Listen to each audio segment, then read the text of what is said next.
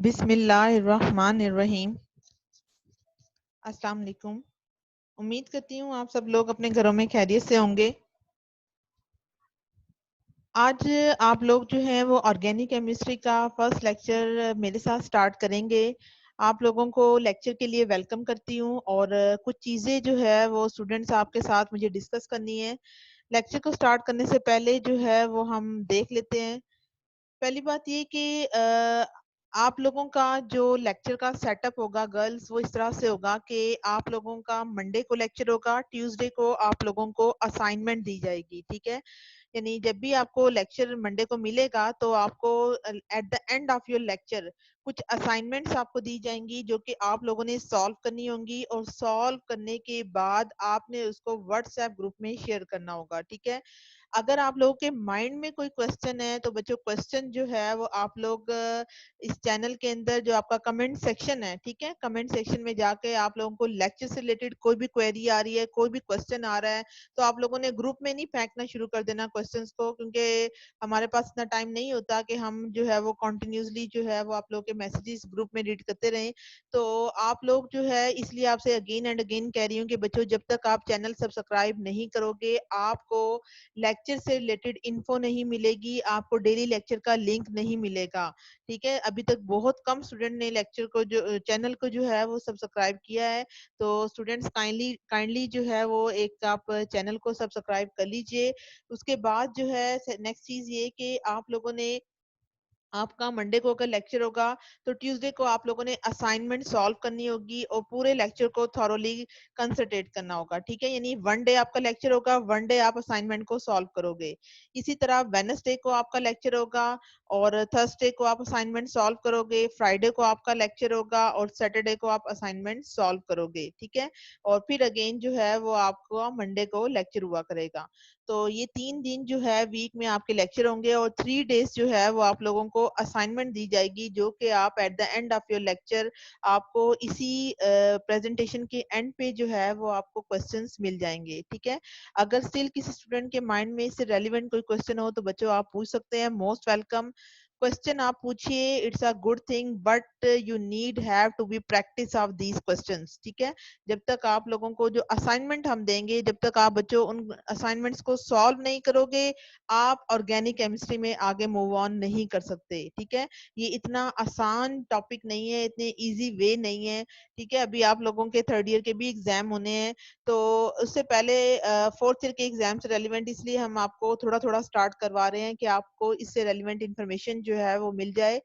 उसके बाद एक चीज और आप लोगों से डिस्कस करनी है बच्चों के आप लोग जो है जो भी अच्छा हाँ, अटेंडेंस से रिलेटेड पहले बात कर लेते हैं। अटेंडेंस से रेलिवेंट वो ये चीज ये होगी कि आप लोग अपने कमेंट सेक्शन में जो इस चैनल का होगा कमेंट सेक्शन यूट्यूब का, उसमें जाके आप लोग अपनी अटेंडेंस जो है वो रखिएगा, अपना नेम और अपना रोल नंबर जो है वो कमेंट सेक्शन में डाल दीजिएगा। और इसके अलावा आपने जो क्वेश्चन पूछने हैं या आपके माइंड में कोई क्वेरी है तो उससे रेलिवेंट भी चीजें आप लोगों ने कमेंट सेक्शन में ही डालनी है, ठीक है। तो मेरी पूरी कोशिश ये होगी कि आपको मैक्सिमम जितना एफर्ट के साथ इस लेक्चर को डिलीवर किया जा सके वो आपको किया जाएगा।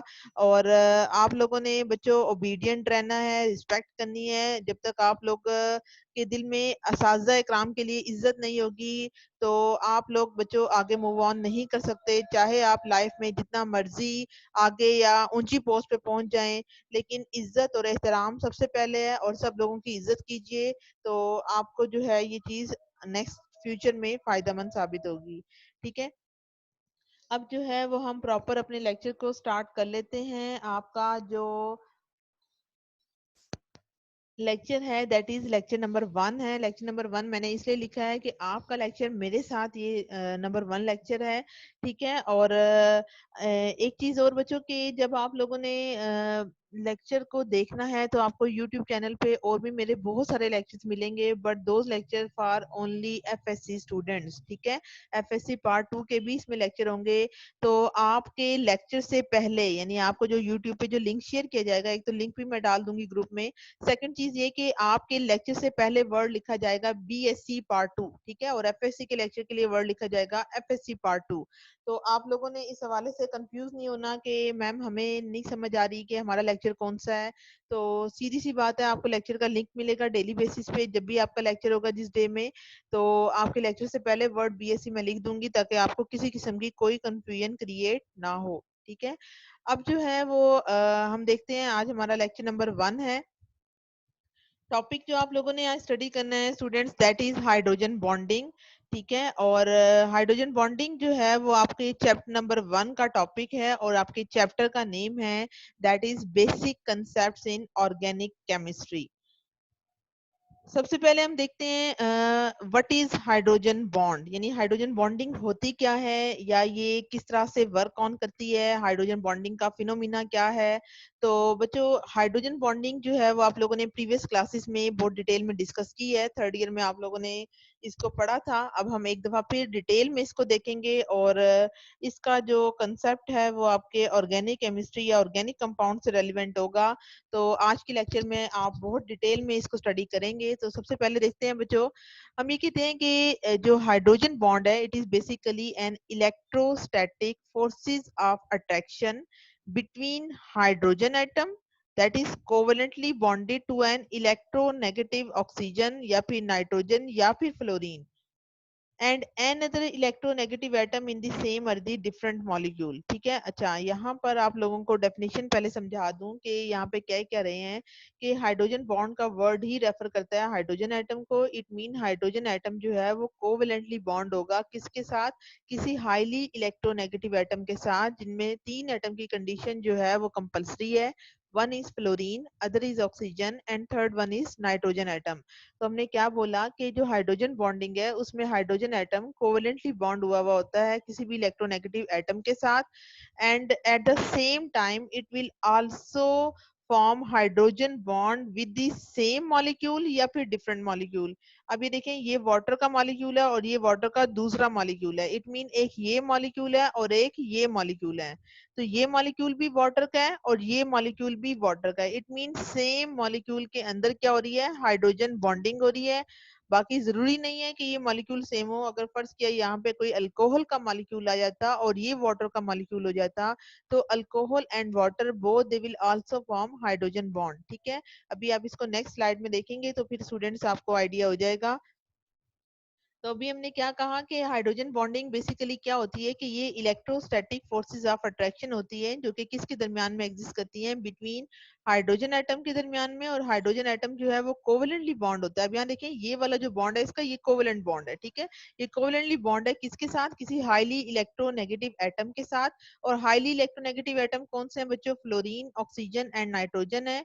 और ये एक मॉलिक्यूल, ये जो मैंने डॉटेड लाइन लगाई हुई है ना ये वाली ब्लू कलर की, ठीक है, ये एक मॉलिक्यूल को रिप्रेजेंट कर रही है वाटर के, और ये जो है वो वाटर के दूसरे मॉलिक्यूल को रिप्रेजेंट कर रही है। इट मीन ये भी वाटर का मॉलिक्यूल है, ये भी वाटर का मॉलिक्यूल है। तो किसी सेम मॉलिक्यूल के अंदर हाइड्रोजन बॉन्ड हो सकता है, या फिर ये एक मॉलिक्यूल अगर वाटर का है और अगर दूसरा मॉलिक्यूल वाटर का ना हो, किसी और कंपाउंड का हो और उनमें भी हाइड्रोजन बॉन्डिंग हो रही है, तो वो डिफरेंट मॉलिक्यूल में भी हो सकती है। तो ये बच्चों बेसिकली आपके पास हाइड्रोजन बॉन्डिंग की डेफिनेशन है। इसको आप लोगों ने एज इट इज तैयार करना है, इसमें किसी किस्म की कोई कंफ्यूजन आप लोगों ने क्रिएट नहीं करनी। ठीक है, और ये आपके सामने एक एग्जांपल मैंने रख दी है। उसके बाद बच्चों यहाँ देखें, आपको बताने के लिए यहाँ लिखा हुआ है कि ये जो है वो व्हाइट कलर का क्या है, हाइड्रोजन का एटम है, और जो बड़ा एटम है that is the oxygen atom. यहाँ दो हाइड्रोजन के एटम जो है वो हर वाटर के मॉलिक्यूल में क्या करते हैं, हाइड्रोजन बॉन्ड फॉर्म करते हैं किसके साथ, जो कि नियर बाय ऑक्सीजन एटम है। अच्छा, क्वेश्चन ये राइज होता है कि why they will form hydrogen bond with another molecule, because this oxygen will carry a partial negative charge while this hydrogen will carry a partial positive charge. Both these charge, they are opposite charges, that's why they will attract each other, as a result they will form hydrogen bond। ठीक है, उसके बाद जो है वो हमने अभी थोड़ी देर पहले यही बात की कि ये हमारे पास वाटर का मॉलिक्यूल था। इसमें क्या होता है कि जो हाइड्रोजन का एटम है it will carry a partial positive end, and this partial positive end of this molecule will attract an other molecule of this water molecule through a negative oxygen atom. ठीक है, यानी हम क्या कह रहे हैं कि इसके अंदर जो एक वाटर का मॉलिक्यूल है उसका पार्शियल पॉजिटिव एंड क्या करता है, it will attract to the partial negative end of oxygen। अब एक तो ये इसके साथ कोवेलेंटली बॉन्ड है, ठीक है, ये तो डेफिनेटली बॉन्ड बना हुआ है, हम इसकी बात नहीं कर रहे। हम इस एक मॉलिक्यूल में जो पार्शियल पॉजिटिव वाला पोर्शन है वो दूसरे मॉलिक्यूल के नेगेटिव एंड ऑफ ऑक्सीजन को क्या करता है, अट्रैक्ट करता है। एज ए रिजल्ट इनके दरमियान में ये जो डॉटेड लाइन है इसको हम क्या बोलते हैं, हाइड्रोजन बॉन्ड। और ये जो है वो relatively stronger forces of attraction है और इनको भी तोड़ने के लिए हमें अच्छी खासी एनर्जी की अमाउंट देनी पड़ती है, ठीक है। उसके बाद बच्चों कुछ कंडीशंस हैं वो हम देख लेते हैं कि वो कौन कौन सी कंडीशंस हैं जो कि हमें रिक्वायर्ड हैं for the formation of hydrogen bond के। वो कौन सी कंडीशन है जिनको अगर आप फुलफिल करते हैं तो उनके जरिए हाइड्रोजन बॉन्ड की फॉर्मेशन होती है। तो सबसे पहली बात, हर बॉन्ड जो हाइड्रोजन के साथ अटैच होगा उसमें हर बॉन्ड को हम ये नहीं कह सकते कि वो हाइड्रोजन बॉन्ड है। हाइड्रोजन बॉन्डिंग के लिए अभी हमने डेफिनेशन में कंडीशन पढ़ी थी कि हाइड्रोजन बॉन्डिंग सिर्फ और सिर्फ इन तीन एलिमेंट के साथ, one is nitrogen, other is oxygen and third one is fluorine. जब तक इन तीनों एटम के साथ होगी तो ही हाइड्रोजन बॉन्ड बनेगा। क्वेश्चन ये राइज होता है कि हम ये कंडीशन क्यों फिक्स कर देते हैं कि ये ही एटम हो तो हाइड्रोजन बॉन्ड होता है। तो बच्चों सबसे पहली कंडीशन देखिएगा कि हमने कहा कि मॉलिक्यूल में एक हाईली इलेक्ट्रोनेगेटिव एटम होना चाहिए जो कि हाइड्रोजन के साथ अटैच हो, ठीक है। और आप जानते हैं पूरे पीरियोडिक टेबल में हाईएस्ट इलेक्ट्रोनेगेटिव एलिमेंट फ्लोरीन है, देन ऑक्सीजन है एंड देन जो है वो नाइट्रोजन है।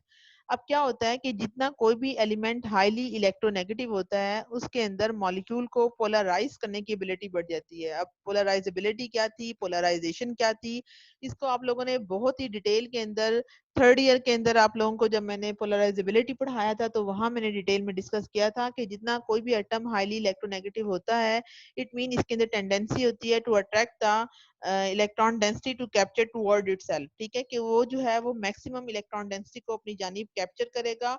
यही वजह है कि वो नियर बाय इलेक्ट्रॉन के या नियर बाय एटम के इलेक्ट्रॉनिक शेल को डिस्टॉर्ट कर देगा। एज ए रिजल्ट हम ये कहते हैं कि जो इलेक्ट्रोनेगेटिव एटम होना चाहिए, सेकंड कंडीशन क्या है कि ये जो इलेक्ट्रोनेगेटिव एटम हो इनका साइज क्या हो, स्मॉलर हो। क्योंकि जितना साइज स्मॉलर होता है उतनी ज्यादा इलेक्ट्रोस्टैटिक अट्रैक्शन बढ़ जाती है और यही कंडीशन सेटिस्फाई करती है हाइड्रोजन बॉन्डिंग की फॉर्मेशन को। उसके बाद बच्चों ये पॉइंट जरा ध्यान से सुनिएगा, मे बी आपको ये पॉइंट जो है थर्ड वन ये आपकी असाइनमेंट में आपको हेल्प कर सके, ठीक है। अच्छा, अब क्वेश्चन ये राइज होता है कि हम ये क्यों बात करते हैं कि CV3 एटम हो, क्लोरीन भी तो है, इसकी भी इलेक्ट्रोनेगेटिविटी अच्छी खासी है और इसकी इलेक्ट्रोनेगेटिविटी ऑलमोस्ट स्टूडेंट्स इक्वल होती है किसके, नाइट्रोजन के। लेकिन ये स्टिल हाइड्रोजन बॉन्ड फॉर्म नहीं करता। रीजन क्या है, रीजन ये है कि क्लोरीन जो है वो फ्लोरीन के नीचे आता है। इट मीन आपने पढ़ा हुआ है कि जब आप डाउन द ग्रुप जाते हैं तो एटम का साइज बढ़ जाता है। तो हमने क्या कंडीशंस रखी है हाइड्रोजन बॉन्डिंग के लिए, फर्स्ट वन कंडीशन क्या हो कि एटम का साइज जो है वो समान होना चाहिए। सेकंड चीज क्या होनी चाहिए, इनकी इलेक्ट्रोनेगेटिविटी हाई होनी चाहिए। तो अगरचे ये इलेक्ट्रोनेगेटिविटी को क्लोरीन फुलफिल तो कर रहा है बट लेकिन जो इसका साइज है it will be a greater, that's why it will not form hydrogen bond.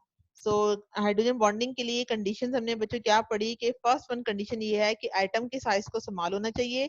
Second condition, atom का जो इलेक्ट्रोनेगेटिविटी का पोर्शन है वो हाईएस्ट होना चाहिए। जब तक ये दोनों कंडीशन फुलफिल नहीं होंगी तब तक जो है वो हाइड्रोजन बॉन्डिंग की फॉर्मेशन नहीं हो सकती। उसके बाद बच्चों एग्जांपल्स जो हैं वो आपकी बुक में दी गई हैं। एग्जाम्पल को हम ध्यान से स्टडी करते हैं। सबसे पहले देखिए हाइड्रोजन बॉन्डिंग किन किन मॉलिक्यूल्स में पाई जाती है। तो आप जानते हैं कि अल्लाह ताला ने वाटर जो है वो नेचर में, हमारी अर्थ में, हमारे पीने के लिए या दीगर कामों के लिए जो है वो इंतहाई ज़रूरी चीज़ है। और वाटर की वजह से हमें नेचर में बेनिफिट्स मिलते हैं, हमें ग्लेशियर्स के बारे में पता चलता है, हमें ये पता चलता है कि जो समंदरों का पानी है या जो इंतहाई ठंडे एरियाज हैं इस वर्ल्ड के, वहां पर सिर्फ सरफेस का वाटर जो है वो फ्रीज होता है, जो उसके नीचे वाला वाटर है वो फ्रीज नहीं होता। ये सारी आपको अल्लाह ताला ने नेमतों से नवाजा है और इस नेमत का क्रेडिट जाता है कि हाइड्रोजन बॉन्ड को, ठीक है। हाइड्रोजन बॉन्डिंग वाटर में प्रेजेंट है जिसकी वजह से सारे बेनिफिट्स जो है वो हमें हासिल होते हैं। तो यहाँ देखते हैं, हमने बात की कि जो वाटर का मॉलिक्यूल है इसमें क्या होता है। वाटर के मॉलिक्यूल में जो OH है वो एक पोलर कोवेलेंट बॉन्ड है जिसमें हाइड्रोजन पर पार्शियल पॉजिटिव चार्ज है और ऑक्सीजन पर क्या है, पार्शियल नेगेटिव चार्ज है। यानी हमने क्या बात की कि ये जो ऑक्सीजन है it will carry a partial negative charge while this hydrogen will carry a partial positive charge. Electrostatic forces of attraction. अब यहाँ देखिएगा कि हमने वर्ड इस्तेमाल करें इलेक्ट्रोस्टैटिक। इलेक्ट्रोस्टैटिक उसको कहते हैं जब ऑपोजिट चार्जेस एक दूसरे के साथ अटैच हो रहे हो या वो जुड़ रहे हो through the forces of attraction के जरिए। तो यहाँ पर हाइड्रोजन बॉन्ड को हम किस लाइन से रिप्रेजेंट करते हैं बच्चों? डॉटेड लाइन के साथ। तो उम्मीद करती हूँ वाटर के मॉलिक्यूल की हाइड्रोजन बॉन्डिंग आपको क्लियर होगी। उसके बाद जो है वो आपको एक और चीज से इंफॉर्मेशन देनी है कि अक्सर स्टूडेंट जो है वो कंफ्यूज रहते हैं कि उनको नहीं आइडिया होता कि किसको आपने हाइड्रोजन बॉन्ड बोलना है और किसको आपने कोवेलेंट बॉन्ड बोलना है। ये देखिए बच्चों, ये एक वाटर का मॉलिक्यूल है, ये सेकंड वन वाटर का मॉलिक्यूल है, और ये आपके पास थर्ड वन वाटर का मॉलिक्यूल है। तो ये जो वाटर का मॉलिक्यूल है जिसमें ऑलरेडी ऑक्सीजन और हाइड्रोजन एक प्रॉपर बॉन्ड बना के एक दूसरे के साथ अटैच हैं, that bond is known as the covalent bond. जबकि यहाँ पर partial positive end of this hydrogen will attract the partial negative end of this oxygen atom. As a result, they will form hydrogen bond because this hydrogen bond is represented by a dotted line. तो आपने कैसे इनको distinguish करना है hydrogen bond को covalent bond के साथ? तो आपने ये देखना है कि कोवेलेंट बॉन्ड को हम प्रॉपर सॉलिड लाइन से रिप्रेजेंट करते हैं, जबकि हाइड्रोजन बॉन्ड को जो है वो हम डॉटेड लाइन से रिप्रेजेंट करते हैं। जो इनका आपस में बॉन्ड है ये कोवेलेंट बॉन्ड है, जबकि ये बॉन्ड जो है वो हाइड्रोजन बॉन्ड है। और इस तरह के स्ट्रक्चर की रिप्रेजेंटेशन को हम क्या बोलते हैं? Hydrogen bridge. ठीक है, इसे हम क्या कहते हैं? हाइड्रोजन ब्रिज का नेम देते हैं। उसके बाद बच्चों आप लोगों ने हाइड्रोजन बॉन्डिंग की एग्जांपल सिर्फ आपने पढ़ा कि एक तो वाटर के साथ है, वाटर में हाइड्रोजन जो है वो ऑक्सीजन के जरिए कनेक्टेड होता है। इसी तरह हाइड्रोजन बॉन्ड जब अमोनिया के मॉलिक्यूल में थ्रू नाइट्रोजन के जरिए कनेक्टेड होगी, यानी किस तरह से होगी कि यहाँ देखें अगेन जो है वो हाइड्रोजन का पार्शियल पॉजिटिव एंड नाइट्रोजन के पार्शियल नेगेटिव एंड को अट्रैक्ट करेगा through electrostatic forces of attraction के थ्रू। तो इसको हम बच्चों क्या नेम देंगे? हाइड्रोजन बॉन्डिंग का नेम देंगे। अगेन ये जो डॉटेड लाइन है ये किसको रिप्रेजेंट कर रही है? हाइड्रोजन बॉन्डिंग को।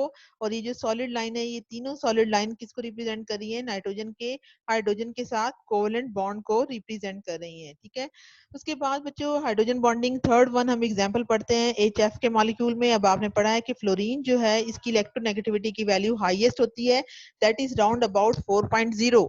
तो ये जो हाइड्रोजन बॉन्ड आएगा it should be the strongest hydrogen bond exist in this compound. तो अगर आप इनके ओरिएंटेशन चेक करेंगे तो HF के मॉलिक्यूल के हवाले से हम बात करते हैं कि their arrangement will be a zigzag fashion. So इनके दरमियान में ये डिस्टेंस लिखा हुआ है कि 155 पिकोमीटर है, ये हाइड्रोजन बॉन्डिंग है इनकी डॉटेड लाइन। और जो ये जो कोवेलेंट बॉन्ड है इसमें 95 पिकोमीटर है, तो ये आप लोगों ने वैल्यूज देख लेनी है।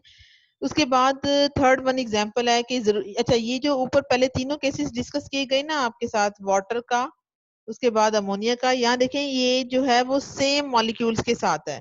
ये यहाँ पर क्या हो रहा है कि अमोनिया का एक मॉलिक्यूल जो है वो अमोनिया के दूसरे मॉलिक्यूल से ज्वाइन हो रहा है। तो जो डेफिनेशन में मैंने स्टार्ट में बात की थी कि ये हाइड्रोजन बॉन्डिंग सेम मॉलिक्यूल्स के साथ हो सकती है या फिर हाइड्रोजन यहाँ भी सेम मॉलिक्यूल है, लेकिन यहाँ देखिएगा यहाँ अल्कोहल का केस है।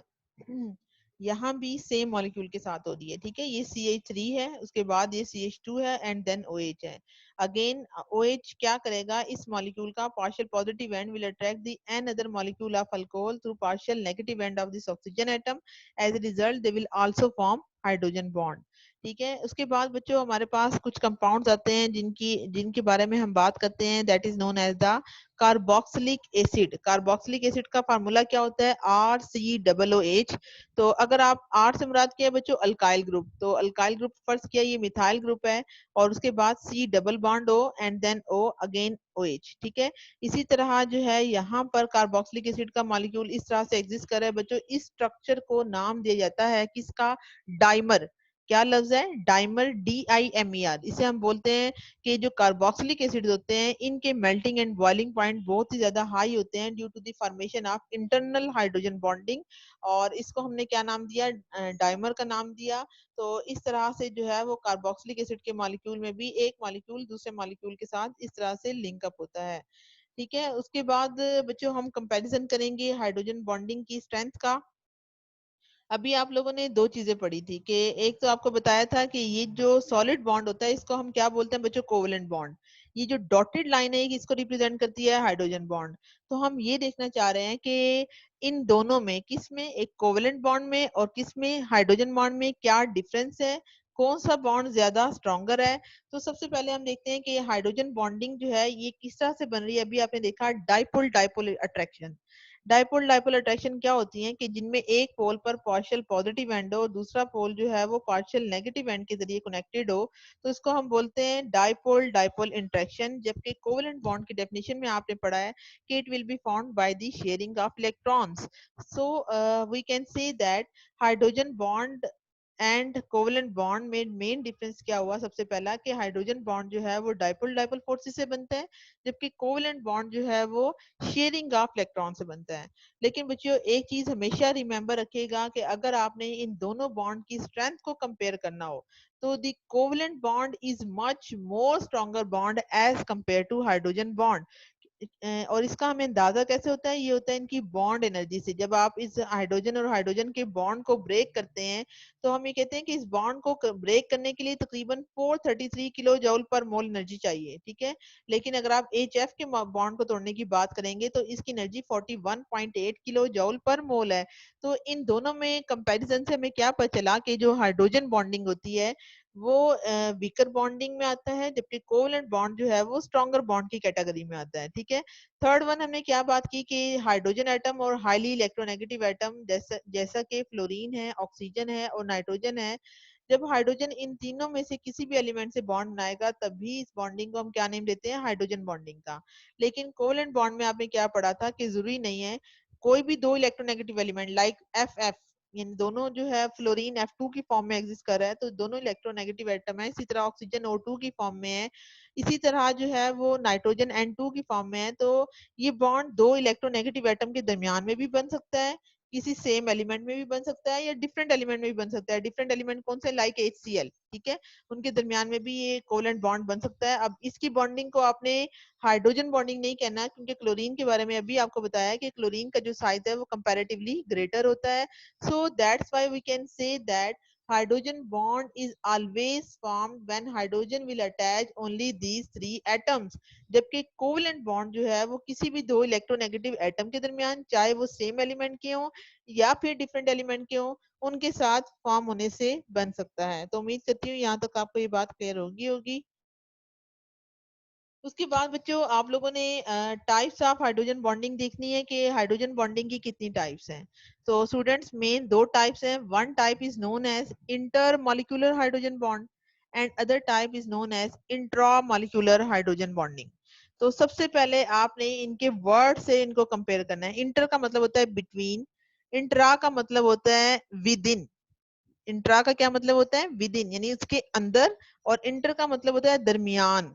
तो यहाँ पे आपने आपको यहीं से अंदाजा हो जाएगा कि आपको दो मॉलिक्यूल्स के दरमियान में बताया था कि हाइड्रोजन बॉन्डिंग जब दो या दो से ज्यादा, चाहे वो सेम कंपाउंड है या डिफरेंट कंपाउंड है, उनके दरमियान में अगर डेवलप होगी then it is known as the inter molecular hydrogen bond. और इसकी एग्जांपल क्या है, HF है, water, alcohol, solution of alcohol, ammonia in water, इन सब में इंटर मॉलिक्यूलर हाइड्रोजन बॉन्डिंग जो है वो एग्जिस्ट करेगी।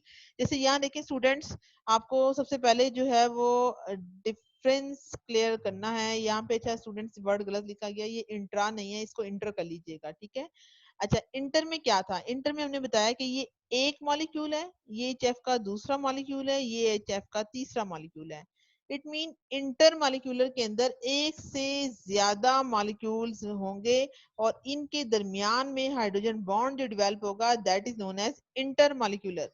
इंट्रा में क्या होता है, इंट्रा में भी आपको बताया था विद इन यानी मॉलिक्यूल एक ही रहना चाहिए। पहली बात, इंट्रा में क्या होगा, एक ही मॉलिक्यूल होगा और उस एक मॉलिक्यूल के अंदर हाइड्रोजन बॉन्डिंग हो रही होगी, तो इसको हम क्या बोलेंगे, इंट्रा मॉलिक्यूलर हाइड्रोजन बॉन्ड। तो सबसे पहले यहाँ पे हम देखते हैं इंटर मॉलिक्यूलर हाइड्रोजन बॉन्ड की एग्जांपल। अभी आप लोगों ने पीछे पढ़ा था कि इंटर मॉलिक्यूलर में क्या होता है कि इसमें वाटर का मॉलिक्यूल जो है एक हाईली इलेक्ट्रोनेगेटिव एटम है जो कि किसका है बच्चों, ऑक्सीजन का है, जो कि किससे लिंक हो रहा है, किसी दूसरे मॉलिक्यूल से। यानी आपने ये जहन में रखना है कि अगर इस वाटर के एक मॉलिक्यूल को मैं कंपेयर करूं सेकंड वाटर के मॉलिक्यूल से, देन थर्ड वाटर के मॉलिक्यूल से, फोर्थ वन से, देन फिफ्थ वन से, तो इसमें क्या होगा कि वाटर की मॉलिक्यूल में जो हाइड्रोजन बॉन्डिंग है वो इनके सेम मॉलिक्यूल्स के दरमियान में पाई जाती है, ठीक है। यानी नंबर ऑफ मॉलिक्यूल्स बेशुमार है। तो इन नंबर ऑफ मॉलिक्यूल्स के दरमियान में जो डॉटेड लाइन है it will represent the hydrogen bond. तो ये किसकी एग्जांपल आती है? Inter molecule. इंटर मॉलिक्यूलर में क्या हो रहा है कि बहुत सारे वाटर के मॉलिक्यूल हैं और वो जो है डिफरेंट जो इनके दरमियान में काफी सारे मॉलिक्यूल्स हैं वो किस तरह से ज्वाइन हुए हुए हैं? Through hydrogen bond. और इनके दरमियान में आप ये भी जानते हैं कि इलेक्ट्रोनेगेटिविटी का डिफरेंस अच्छा खासा है।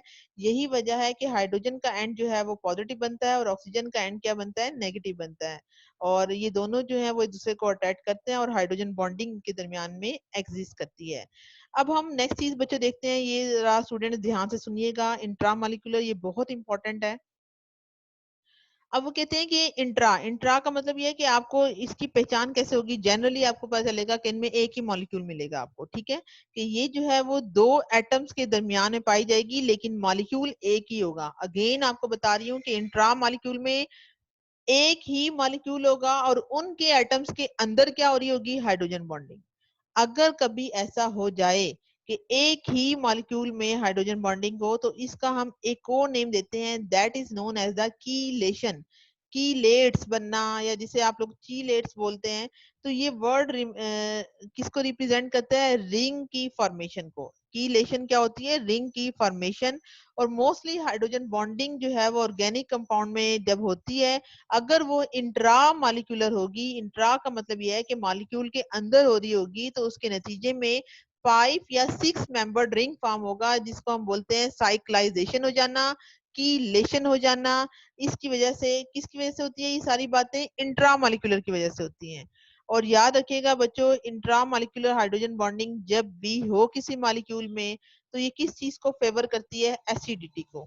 अगेन आप इस बात को अपने माइंड में पक्का कर लीजिए कि जब भी इंट्रा मॉलिक्यूलर हाइड्रोजन बॉन्डिंग होगी तो एसिडिटी की बात अगर आप करेंगे तो उसका एसिडिक स्ट्रेंथ जो है वो उन कंपाउंड्स की बढ़ जाएगी। और इसके अंदर एग्जांपल आपको भी सैलिसिलेट आयन की अगली स्लाइड्स में आपको दिखाऊंगी, फिर आपको क्लियर होगा कि कैसे उसकी एसिडिटी इंक्रीज होती है due to the intramolecular hydrogen bond. ठीक है, तो यहाँ देखें एक आपके सामने कंपाउंड रखा है मैंने। ये बच्चों कंपाउंड है किसका? सैलिसल्डिहाइड। इसे हम क्या बोलते हैं? सैलिसल्डिहाइड। अब ये देखिए ये एक मॉलिक्यूल है। इसी तरह ये एक और कंपाउंड है जिसको हम बोलते हैं आर्थोनाइट्रोफिनोल। ये देखो ये NO2 का मॉलिक्यूल है और ये OH है। आपने पढ़ा हुआ है बेंजीन पे अगर खाली OH हो तो इसको हम क्या बोलते हैं? फिनोल। लेकिन इस OH की बिल्कुल ये पोजीशन होती है इस कंपाउंड के, अगर आप इस तरफ जाए ना, ये वाली ये पोजीशन होती है R2, ये पोजीशन होती है मेटा, ये पोजीशन होती है पैरा। ठीक है, क्योंकि ये आर्दो पोजीशन पे नाइट्रो लगा हुआ है तो इस कंपाउंड का हम क्या नाम रखते हैं? आर्दो नाइट्रोफिनोल। ठीक है, इसका नेम क्या है? सैलिसल्डिहाइड। तो यहाँ पे आप देखें इन दोनों मॉलिक्यूल्स के अंदर क्या हो रही है? Intra molecular hydrogen bonding. और ये आपको बताया था कि जब भी अगर किसी कंपाउंड में इंट्रा मॉलिक्यूलर हाइड्रोजन बॉन्डिंग हो तो इसके लिए हम क्या वर्ड इस्तेमाल करते हैं? कीलेशन। कीलेट्स का मतलब क्या है? रिंग बन जाना। अब यहाँ पे देखें, जैसे ही ये एक मॉलिक्यूल था इन्होंने अपने आप को अरेंज किया। अब यहाँ देखें एक एटम है हाइड्रोजन का जिस पर चार्ज है पार्शियल पॉजिटिव, ये इसी का ही मॉलिक्यूल का पार्ट है। और एक ही मॉलिक्यूल में जो दूसरा एंड है that is the oxygen and, it will attract this partial positive hydrogen. As a result, intramolecular hydrogen bonding will take place, so they will go under the category of chelation. अब chelation से students क्या हो रहा है? यहाँ पे ring की formation हो रही है। कौन सा रिंग बनेगा? मोस्टली केसेस में बच्चों chelation में या तो 5 मेंबर रिंग बनता है या फिर क्या बनता है? 6 मेंबर रिंग बनता है। अच्छा, अगर किसी मॉलिक्यूल में 5 या 6 मेंबर्ड रिंग बने तो ये क्या चीज जाती है? स्टेबलाइजेशन की तरफ जाती है, क्योंकि आप जानते हैं कि ग्लूकोज का रिंग क्या होता है? 6 मेंबर्ड होता है। तो ग्लूकोज नेचर में बाकसरत पाई जाती है क्योंकि उसके अंदर 6 मेंबर्ड रिंग बन रहा है। और 6 मेंबर्ड रिंग जितनी कोई चीज स्टेबल होती है याद रखिएगा उतना वो उसके नेचर में एग्जिस्ट करने के चांसेस बढ़ जाते हैं। तो हर चीज अपने आप को स्टेबल करने की कोशिश करती है। तो स्टेबिलिटी का पैमाना क्या हुआ? स्टेबिलिटी का पैमाना क्या हुआ? Formation of rings. और रिंग्स क्या होंगे? या तो 5 मेंबर्ड होंगे या फिर 6 मेंबर्ड होंगे। और रिंग की फॉर्मेशन स्टूडेंट्स कब होती है? जब हाइड्रोजन बॉन्डिंग कौन सी हो? इंट्रा मॉलिक्यूलर हाइड्रोजन बॉन्ड हो। तो यहाँ देखिए इनके रिंग कैलकुलेट करें। ये बेंजीन का रिंग है, इसमें carbon two nitrogen 1 bond, then second bond, third, fourth, fifth, six. तो ये देखें ये कीलेशन की वजह से यहाँ पे 6 मेंबर रिंग फॉर्म हो गया। किसके अंदर? आर्दो नाइट्रोफिनोल में। इसी तरह अगर आप सैलिसाइल्डिहाइड के मॉलिक्यूल को देखें तो ये देखें 1 2 3 4 5 एंड 6। तो वंस अगेन 6 मेंबर रिंग की फॉर्मेशन हो रही है। तो हमने क्या देखा कि जब भी किसी मॉलिक्यूल में जो इंट्रा मॉलिक्यूलर हाइड्रोजन बॉन्डिंग होती है उनके अंदर क्या होता है स्टूडेंट्स, उनमें 5 to 6 मेंबर रिंग बनने की वजह से कीलेशन होती है और ये स्ट्रक्चर्स जो है वो बहुत ही ज्यादा स्टेबल होते हैं। तो अब आपने थोड़ा सा डिफरेंस देख लेना है कि इन दोनों टाइप्स में डिफरेंस क्या हुआ। अगर स्टूडेंट्स आपको इस चीज की क्लियरेंस नहीं होगी तो आप at the end of your assignment आप नहीं सॉल्व कर पाओगे कि किस मॉलिक्यूल में इंटरमॉलिक्यूलर हाइड्रोजन बॉन्डिंग है और किस में इंट्रामॉलिक्यूलर है। ठीक है, तो सबसे पहले देखें इंटरमॉलिक्यूलर हाइड्रोजन बॉन्डिंग से क्या होता है कि इससे कंपाउंड्स के मेल्टिंग एंड बॉइलिंग पॉइंट्स बढ़ जाते हैं। इंटरमॉलिक्यूल से क्या होता है कि अगर किसी मॉलिक्यूल में इंटरमॉलिक्यूलर हाइड्रोजन बॉन्डिंग होगी यानी बहुत सारे मॉलिक्यूल्स होंगे और वो एक दूसरे के साथ इंटरमॉलिक्यूलर हाइड्रोजन बॉन्डिंग से लिंकअप होंगे तो उनसे कंपाउंड्स के बॉइलिंग पॉइंट्स इंक्रीज हो जाते हैं। But what is the effect in case of intramolecular hydrogen bonding? Then this type of hydrogen bonding will decrease the boiling point of the compound in water. कि एक तो इनके boiling point decrease होंगे as well as इनकी solubility भी decrease हो जाएगी। ये दो बातें बच्चों पक्का कर लीजिए जहन में, इनको अपने जहन में फिक्स कर लीजिए कि जब इंटरमॉलिक्यूलर हाइड्रोजन बॉन्डिंग होती है तो क्या होता है कि मॉलिक्यूल जो है वो लिंकअप हुए होते हैं, उनकी सॉलेबिलिटी वाटर में भी बढ़ती है और उनके बॉइलिंग पॉइंट्स भी बढ़ते हैं। लेकिन in case of intramolecular hydrogen bonding इनमें boiling point as well as solubility in water ये दोनों डिक्रीज होती है। ठीक है, और अगर आप इन दोनों की स्ट्रेंथ की बात करेंगे तो हमें पता ये चलता है कि इंटरमॉलिक्यूलर जो हाइड्रोजन बॉन्डिंग है वो ज्यादा स्ट्रांग है as compare to intramolecular. Reason क्या है? क्योंकि देखिए स्टूडेंट्स, इंटरमॉलिक्यूल में लार्ज नंबर ऑफ मॉलिक्यूल्स हैं which are associated with each other through hydrogen bond. But in case of intramolecular hydrogen bond what is the impact of it?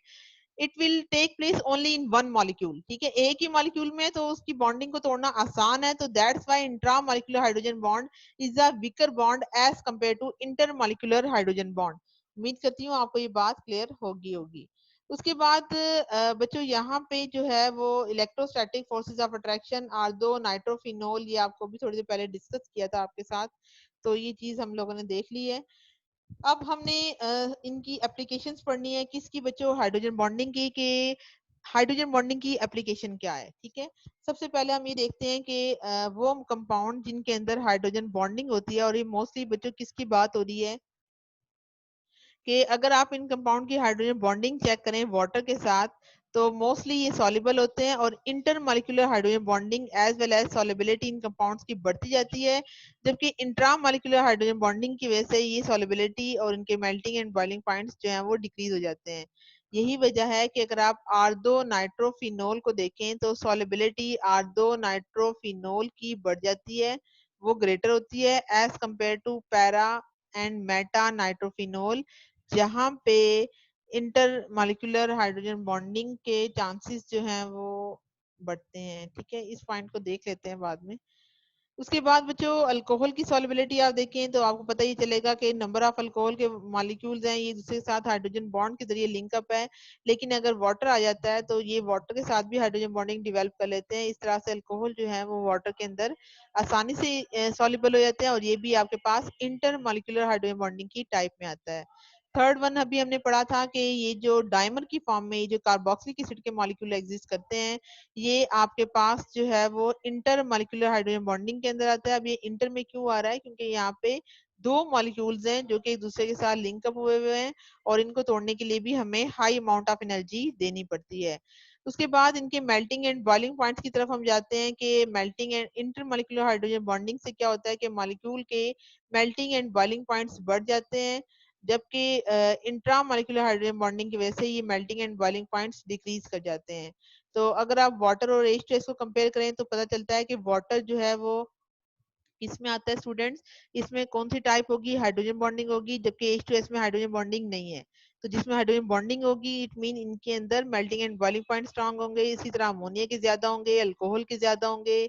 इसी तरह alcohol के melting and boiling points जो है वो ether से ज्यादा होंगे, अल्कोहल के melting and boiling point aldehydes और कीटोन से ज्यादा होंगे। अब यहाँ पे जो है वो आपके सामने बच्चों एक स्ट्रक्चर जो है वो मैंने रखना है, वो आप जरा ध्यान से सुनिएगा। बच्चों ये कंपाउंड है आपके पास जिसको हम क्या बोलते हैं, पैरा नाइट्रोफिनोल। पैरा क्यों कह रहे हैं, क्योंकि देखें बच्चों ये बेंजीन के ऊपर अगर OH लग जाए तो ये फिनोल है, इस फिनोल की ये पैरा पोजीशन बनती है। ठीक है, ये पैरा नाइट्रोफिनोल है और ये आपके पास क्या है, ये दोनों एक साथ साथ दो कार्बन आइटम के साथ सक्सेसिवली अटैच है, तो इसको हम बोलते हैं, ये जो कंपाउंड है ना इसका क्या नेम है, R2 नाइट्रोफिनोल। इस कंपाउंड का क्या नेम है, पैरा नाइट्रोफिनोल। तो अगर आप इन दोनों मॉलिक्यूल्स को चेक करें तो हमें ये पता चलता है कि जो पैरा नाइट्रोफिनोल है इसके मेल्टिंग एंड बॉइलिंग पॉइंट्स क्या होते हैं, ज्यादा होते हैं किसके मुकाबले में, R2 नाइट्रोफिनोल। तो अभी आपको बताया था कि वो कंपाउंड जिनमें इंट्रा मॉलिक्यूलर हाइड्रोजन बॉन्डिंग होती है ये वीक बॉन्डिंग में आती है क्योंकि ये एक ही मॉलिक्यूल में हो रही है। ठीक है, तो इनको तोड़ने के लिए हमें ज्यादा एनर्जी की जरूरत नहीं होती, थोड़ी सी एनर्जी देंगे तो ये फौरन से ब्रेक डाउन हो जाते हैं। That's why melting and boiling points क्या होते हैं, R2 नाइट्रोफिनोल के, ये वीकर होते हैं। जबकि अगर आप पैरा नाइट्रोफिनोल की तरफ जाएं तो इनमें लार्ज नंबर ऑफ मॉलिक्यूल्स हैं which are join with each other. As a result the intermolecular hydrogen bonding इनमें एग्जिस्ट करेगी, इनमें इंट्रामॉलिक्यूलर हाइड्रोजन बॉन्डिंग एग्जिस्ट करेगी, जिसकी वजह से क्या होगा कि R2 नाइट्रोफिनोल जो है इनके मेल्टिंग एंड बॉइलिंग पॉइंट्स कम होंगे, तो लेस अमाउंट ऑफ एनर्जी इनको चाहिए ब्रेक करने के लिए। यही वजह है कि मेल्टिंग पॉइंट R2 नाइट्रोफिनोल के कम होंगे as compare to para nitrophenol. उसके बाद बच्चों इफेक्ट आता है हाइड्रोजन बॉन्डिंग का डिफरेंट फिजिकल प्रॉपर्टीज पे। ये वैसे आप लोगों ने थर्ड ईयर में थोड़ा सा स्टडी किया था, बट स्टिल हम देख लेते हैं इस बात को। तो यहाँ देखिएगा बच्चों, आपके सामने एक मॉलिक्यूल है इथाइल अल्कोहल। इसका फार्मूला क्या होता है, C2H5OH। ये क्या होता है, रूम टेम्परेचर पर स्टूडेंट्स लिक्विड होता है और इसके melting and boiling point 78 degree का साइन था बच्चों, इसको 80 नहीं बनाना आपने, ये डिग्री का साइन ऊपर नहीं जाता इसमें स्लाइड्स में। तो ये 78 डिग्री सेल्सियस है। इसी तरह अगर आप डाई मिथाइल ईथर की बात करें तो इसके बॉइलिंग पॉइंट 23.6 सेल्सियस है, डिग्री सेल्सियस है, डिग्री का साइन है। ठीक है, तो कहते हैं ऐसा क्यों है। अब हाइड्रोजन बॉन्डिंग जो है वो इस बात को एक्सप्लेन करती है कि इथाइल अल्कोहल, ये इथाइल अल्कोहल का मॉलिक्यूल है बच्चों और ये आपके पास क्या है, वाटर का मॉलिक्यूल है। तो डेफिनेशन के अंदर हमने बात की थी कि हाइड्रोजन बॉन्डिंग सेम मॉलिक्यूल में भी हो सकती है और डिफरेंट मॉलिक्यूल में भी हो सकती है। देखें बच्चों, ये वाटर एक क्लास को रिप्रेजेंट कर रहा है, इथाइल अल्कोहल दूसरी क्लास को रिप्रेजेंट कर रहा है, तो ये दोनों मॉलिक्यूल डिफरेंट है और ये दो different molecule they will also join through a hydrogen bond. तो हाइड्रोजन बॉन्डिंग इनमें भी एग्जिस्ट कर रही है। तो इथाइल अल्कोहल जो है वो क्या है, इंटर मॉलिक्यूलर हाइड्रोजन बॉन्डिंग की कैटेगरी में आ रहा है और इनके मॉलिक्यूल एक दूसरे के साथ क्लोजली अटैच होते हैं और जितनी ज्यादा ये फोर्सेस ऑफ अट्रैक्शन इनमें एग्जिस्ट करती हैं हाइड्रोजन बॉन्डिंग की वजह से, higher the forces of attraction, their physical state will also change, that is from gaseous state to liquid state। यही वजह है कि इथाइल अल्कोहल जो है वो लिक्विड स्टेट में पाया जाता है, जबकि डाई मिथाइल ईथर जो है वो गैशियस स्टेट में एग्जिस्ट करता है, क्योंकि डाई इथाइल ईथर के अंदर हाइड्रोजन बॉन्डिंग नहीं होती और इसी वजह से इसके मेल्टिंग एंड बॉइलिंग पॉइंट्स भी कम होते हैं as compare to ethyl alcohol. तो उम्मीद करती हूँ ये पॉइंट आपको क्लियर हो गया होगा। इसी तरह बच्चों एसिडिक स्ट्रेंथ की थोड़ी सी हमने बात करनी है। तो अगर आप यहाँ देखें तो ये आपके सामने बच्चों अगेन जो है वो किसका स्ट्रक्चर है, इसको बोलते हैं आर्दो हाइड्रोक्सी बेंजोइक एसिड। ठीक है, बेंजोइक एसिड तब होता है जब ये OH के साथ, यहाँ देखें ये आपके पास क्या है, ये आपके पास है पैरा हाइड्रोक्सी बेंजोइक एसिड। अब ये है, यहाँ देखिए ये लफ्ज लिखा हुआ है C डबल बॉन्ड O और उसके बाद O नेगेटिव, इसके अंदर एक HB था, वो H कहाँ गया, वो H इसने लूज कर दिया। ठीक है, ये क्यों लूज कर दिया, क्योंकि आप जानते हैं जो एसिड्स होते हैं, the property of acid is to lose proton. हर एसिड, हर वो चीज जो कि प्रोटॉन को लूज कर दे, that is known as the acid. इसी तरह पैरा हाइड्रोक्सी बेंजोइक एसिड, ये दोनों एक दूसरे के आइसोमर में आते हैं। ठीक है, ये इसका आर्दो वाला है और ये इसका पैरा वाला है। ठीक है, तो इसके अंदर स्टूडेंट्स क्या हो रहा है कि इसने अपना एक प्रोटॉन लूज कर दिया है। After losing the proton this oxygen will carry a partial negative charge, as a result this compound will exist and they will form ring. यानी ये किसके अंदर जाएगा, कीलेशन में, जिसकी वजह से इसमें इंट्रा मॉलिक्यूलर हाइड्रोजन बॉन्डिंग होगी। बच्चों ये पॉइंट बहुत इंपॉर्टेंट है, इसको बहुत ध्यान से सुनिएगा। तो आप लोगों ने इनके स्ट्रक्चर्स की प्रैक्टिस करनी है कि किस कंपाउंड को आपने आर्दो हाइड्रोक्सी बेंजोइक एसिड कहना है। इस आर्दो हाइड्रोक्सी बेंजोइक एसिड का एक और नाम है जिसको हम क्या बोलते हैं, सैलिसिलिक एसिड। इसे हम क्या कहते हैं? Salicylic acid. सैलिसिलिक एसिड किसका नाम है? इसमें OH और COOH और ये दोनों जो है वो सक्सेसिवली अटैच हो, तो after losing its one hydrogen it will carry a partial negative charge on oxygen atom, so they will go under chelation. यानी इसके अंदर से क्या हो जाएगा कि आफ्टर लूजिंग द प्रोटॉन, इस स्ट्रक्चर के अंदर क्या होगा, ये स्ट्रक्चर स्टेबल हो जाएगा क्योंकि इसमें 6 मेंबर रिंग की फॉर्मेशन हो रही है। अभी आपको पीछे बताया ना इंट्रामॉलिक्यूलर हाइड्रोजन बॉन्डिंग में कि कंपाउंड जो है जब वो कीलेशन करते हैं तो उनमें 6 मेंबर रिंग बनते हैं जो कि किस चीज की तरफ जाती है? स्टेबिलिटी की तरफ जाती है। तो चूंकि इसका प्रोटॉन लूज होने के बाद इसमें इंट्रामॉलिक्यूलर हाइड्रोजन बॉन्डिंग हो रही है, तो जितनी ज्यादा इसकी स्ट्रक्चर में स्टेबिलिटी आएगी, इसकी कंपाउंड की एसिडिक स्ट्रेंथ क्या हो जाएगी? इंक्रीज हो जाएगी। यही वजह है कि आर्दो हाइड्रोक्सी बेंजोइक एसिड जो है ये 40 टाइम मोर एसिडिक होता है देन इट्स पैरा आइसोमर, क्योंकि पैरा आइसोमर में ऐसी कीलेशन एग्जिस्ट नहीं करती, वहां पे ऐसी intramolecular hydrogen bonding take place नहीं हो सकती, वहां पे कोई 6 मेंबर रिंग की फॉर्मेशन नहीं हो सकती। यही वजह है ये स्ट्रक्चर जो है वो लेस स्टेबल होता है as compare to this structure. तो जितनी ज्यादा किसी कंपाउंड में स्टेबिलिटी बढ़ती है उतनी ज्यादा उसकी एसिडिक स्ट्रेंथ क्या हो जाती है? इंक्रीज हो जाती है। यही वजह है स्टूडेंट्स हमने क्या कहा कि जो इंट्रा मॉलिक्यूलर हाइड्रोजन बॉन्डिंग है जो कि सैलिसिलिक एसिड में एग्जिस्ट करती है due to the formation of a 6 member ring, और ये 6 मेंबर रिंग जो है वो क्यों जा रहा है? क्योंकि इसमें कीलेशन हो रही है, डीप्रोटोनेशन जो है वो इस एसिड की फेवरेबल हो रही है। यही वजह है ये कंपाउंड आपका एसिडिक है। तो उम्मीद करती हूँ ये पॉइंट आपको क्लियर हो गया होगा। उसके बाद जो है वो इसकी फोर्थ वन एप्लीकेशन ये हाइड्रोजन बॉन्डिंग की, आप लोगों ने पढ़ा था फर्स्ट ईयर के अंदर भी कि जो आइस है जब वो बर्फ की फॉर्म में आती है तो आइस जो है वो सरफेस पे फ्लोट करती है। ऐसा क्यों होता है? क्योंकि ये थोड़ा सा स्ट्रक्चर पहले आप देखिएगा, ये देखिए बच्चों ये लिक्विड वाटर है और ये आपके पास आइस का स्ट्रक्चर है। लिक्विड वाटर में क्या होता है कि यहाँ पे मॉलिक्यूल जो है वो इस तरह से अरेंज होते हैं, लेकिन जब वो आइस बनाते हैं तो वो एक प्रॉपर सीक्वेंस से अरेंज होते हैं, और इस सीक्वेंस से अरेंज होने की वजह से ये जो है वो एम्प्टी स्पेसिस को क्रिएट कर लेते हैं दरमियान में। जबकि आप यहाँ देखिए यहाँ पे आपको इतनी एम्प्टी स्पेसिस नजर नहीं आती जितनी के आइस के स्ट्रक्चर में नजर आती हैं। तो आप जानते हैं डेंसिटी किसके इक्वल होती है स्टूडेंट्स? मास पर यूनिट वॉल्यूम के। तो इनके दरमियान में एम्प्टी स्पेसिस के बढ़ने से, वॉल्यूम के बढ़ने से डेंसिटी डिक्रीज हो जाती है, and due to the decrease in the density of ice it will float on the surface of water. तो आप जानते हैं कि हर किसी चीज के सरफेस पे फ्लोट होने का प्रिंसिपल क्या कहता है कि उसकी डेंसिटी को डिक्रीज होना चाहिए। तो यही वजह है कि हम कहते हैं कि आइस जो है वो अगरचे सॉलिड है लेकिन ये वेट में लाइटर होती है, और क्योंकि इसमें जब आइस के मॉलिक्यूल अपने आप को टेट्राहेड्रली अरेंज करते हैं तो इनका एक ओपन केज लाइक स्ट्रक्चर जो है वो फॉर्म होता है, जिसकी वजह से यहाँ पे एम्प्टी स्पेसिस क्रिएट होती हैं और इनका वॉल्यूम बढ़ता है लेकिन डेंसिटी इनकी डिक्रीज हो जाती है। यही वजह है कि जो आइस है वो सरफेस पे फ्लोट करती है। उसके बाद बच्चों कुछ दो तीन चीजें एंड पे रह गई हैं, वो ये है कि अगर हाइड्रोजन बॉन्डिंग ना होती, वाटर के अंदर हाइड्रोजन बॉन्डिंग ना होती, तो आप सोचिए कि जमीन पर जिंदगी पॉसिबल होती? वाटर जो है वो फिर लिक्विड फॉर्म में ना होता बल्कि किस फॉर्म में होता? गैशियस फॉर्म में एग्जिस्ट करता। इसी तरह हाइड्रोजन बॉन्डिंग जो है वो तमाम लिविंग ऑर्गेनिज्म में पाई जाती है, उनके टिश्यूज में, organs, blood, bones, animal life, और ये इंपॉर्टेंट रोल जो है वो प्ले करती है in determining the structure of protein. इसी तरह ग्लू की थिकनेस और जो हनी जिसे हम शहद बोलते हैं उनके अंदर भी हाइड्रोजन बॉन्डिंग जो है वो एग्जिस्ट करती है। तो बच्चों आज जो है वो मैंने आपको इंतहाई डिटेल के अंदर, बहुत ही डिटेल में आपको कंसेप्ट डिलीवर किया है किसका? हाइड्रोजन बॉन्डिंग का। तो उम्मीद करती हूँ आज की लेक्चर आपको अंडरस्टैंड करने में आसानी हुई होगी। अगर आपके माइंड में स्टूडेंट्स कोई क्वेश्चन है तो बच्चों आप लोग जो है वो मुझसे क्वेश्चन जो है वो कर सकते हैं कमेंट सेक्शन में। या अब आप लोगों के लिए बच्चों कल के लिए ये असाइनमेंट है, आपने करना क्या है कि आपने ये बताना है, ये जो आपके सामने मैंने ये 8 कंपाउंड के स्ट्रक्चर लिखे हैं, इनमें से किन के अंदर हाइड्रोजन बॉन्डिंग होगी और इस हाइड्रोजन बॉन्डिंग का नेम क्या होगा? आया वो इंटरमॉलिक्यूलर होगी या फिर इंट्रामॉलिक्यूलर होगी या उसमें हाइड्रोजन बॉन्डिंग होगी नहीं? ठीक है, ये सारी बातें आपने मुझे बतानी है और ये असाइनमेंट आप लोगों ने अपनी सबमिट करवानी है। क्वेश्चन नंबर सेकंड ये आपके पास की जो इलेक्ट्रोनेगेटिविटी है नाइट्रोजन और क्लोरीन की वो ऑलमोस्ट सेम है, लेकिन क्लोरीन जो है वो हाइड्रोजन बॉन्डिंग फॉर्म नहीं करता जबकि हाइड्रोजन करता है। इसकी आपने एक्सप्लेनेशन देनी है। ये वैसे मैंने आपको आज के लेक्चर में हिंट बल्कि काफी सारी बात बता दी थी।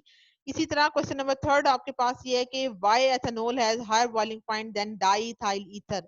अच्छा स्टूडेंट्स, अगर आपको इस असाइनमेंट में किसी के स्ट्रक्चर नहीं मिलता, आपको किसी की स्ट्रक्चर की इंफॉर्मेशन नहीं मिलती या आपको नहीं समझ आता कि इनका स्ट्रक्चर क्या है, जैसे फ्लोरोफॉर्म का आपको नहीं पता होगा, एसिटाइल एसीटोन का आपको नहीं पता होगा, तो इनके स्ट्रक्चर की इंफॉर्मेशन स्टूडेंट आपके साथ जो है वो ग्रुप में शेयर कर दी जाएगी, तो आपको वहां से इनके स्ट्रक्चर्स मिल जाएंगे। तो आप लोगों ने इन असाइनमेंट्स को पूरा लेक्चर आज आपने पूरा ध्यान से सुनना है, 2-3 दफा सुने, अपने माइंड में बच्चों कंसेप्ट पक्का करें। जब तक आप कंसेप्ट पक्का नहीं करोगे बच्चों, आप ऑर्गेनिक केमिस्ट्री में मूव ऑन नहीं कर सकते। सेकंड चीज, आपको जो चीज एक्सपर्ट बनाती है ऑर्गेनिक में, दैट इज योर प्रैक्टिस। कहते हैं practice makes a man perfect. तो जब तक आपकी प्रैक्टिस नहीं होगी, आप इन असाइनमेंट्स को सॉल्व नहीं करोगे, आप बच्चों आगे नहीं चल सकते। तो ऐसा नहीं है कि आपका जो पंजाब यूनिवर्सिटी का पेपर होगा वो बस एज इट इज बना दिया जाएगा तो आप कर लोगे, ऐसा नहीं है। जब तक आप प्रैक्टिस नहीं करोगे, मैक्सिमम आप एग्जाम्पल्स को सॉल्व करें। जब आपके पास असाइनमेंट आप सॉल्व करोगे तो एग्जाम में आपके पास कोई भी क्वेश्चन आ जाए, मेन चीज आपके पास कंसेप्ट होना चाहिए, आपकी प्रैक्टिस होनी चाहिए, तब जो है वो स्टूडेंट्स आप इसके अंदर मूव ऑन कर सकते हैं। ठीक है, तो थैंक यू सो मच। आप आज आपने लेक्चर सुना ध्यान से, और अगर आपके माइंड में कोई क्वेश्चन है तो स्टूडेंट्स आप क्वेश्चन कर सकते हैं, बट कोशिश कीजिएगा क्वेश्चन जो है वो आप कमेंट सेक्शन में आके करें। तो जिन स्टूडेंट्स ने स्टिल अभी तक चैनल को सब्सक्राइब नहीं किया तो आप चैनल सब्सक्राइब कर लीजिए। अगर आप अपने फ्रेंड्स हैं जो आपके बेशक कॉलेज के स्टूडेंट्स नहीं है, अगर आप अपने फ्रेंड सर्कल में इस चैनल के लिंक को शेयर करना चाहते हैं तो स्टूडेंट मोस्ट वेलकम आप कीजिए, ताकि मैक्सिमम स्टूडेंट्स का भला हो जाए। और मुझे अपनी दुआ में याद रखिएगा। ओके जी, अल्लाह हाफिज।